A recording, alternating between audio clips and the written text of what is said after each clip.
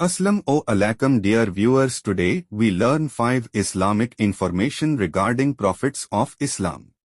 First is Adam was created on Friday. Second, Hadrat Adam landed in Sri Lanka on Adam's Peak mountain. Third is Adam word came from Syriani language. Fourth is Hadrat Adam had 2 daughters. Last but not least, Kabeel killed Habeel because he wanted to marry Aklima. Kindly subscribe my YouTube channel for more Islamic knowledge on daily basis. Thank you.